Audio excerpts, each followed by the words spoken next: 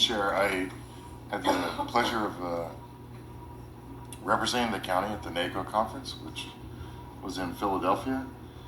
A lot of robust conversation about the One Big Better Bill and the impacts. So I've shared some of that with the board and administration, but some of the highlights or lowlights are the Medicaid funding, the cost share for 10 states, including California, going from a 50-50 to a 25-75 split. So the federal government is now only going to be providing a 25% share. SNAP benefits are on an error rate tier schedule. So depending on how you close cases, if your rate of closure and compliance is greater than 6%, you grow into another tier. Your reimbursement and your amount of reimbursement is reduced. And if you get into the lowest tier, your payment is delayed to 6 to 9 months. $155 billion reduction for rural hospitals. And then all across the board, an increasing county administrative burden. So the county will end up bearing this. It will not impact the state as it will the local government. Two significant programs that we make use of in Imperial County. The Department of Commerce Economic Development Agency is scheduled to be terminated. So that program will end. Another one is the Community Development Block Grant, scheduled to be terminated.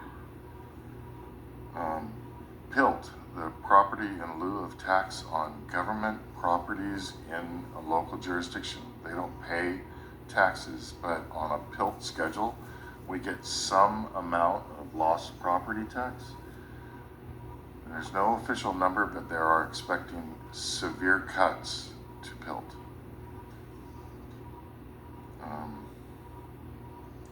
On a positive, solar and wind projects on federal lands will now be paying a 25% royalty to local jurisdictions. So geothermal in Imperial County on federal land will pay that 25%. Solar and wind were exempt. In 2026, that will no longer be the case. And they have fast-tracked NEPA review, which is the National Environmental Protection Act. I also had the opportunity to share some time with supervisors from across the country, but significantly, I did get to spend a lot of time with the Southwest Border Coalition and supervisors from Yuma County, Lynn Pengrazi and Martin Porcas, and we're hoping to schedule a meeting with them in the near future about some regional planning. And then, since Walt's in the room, I'll say I visited Geno's and I had a cheesesteak. I went to Chicky and Pete's and I had some crab fries. And I went to Reading Market and I had a lot of Amish food. And then I had the pleasure of going to Independence Hall to see the birthplace of this nation, where the signers of the Declaration of Independence, the home that James Madison was sleeping in and writing the Declaration with Thomas Jefferson. So extremely moving to see those points of interest in the history of our nation. And that's all. Thank you.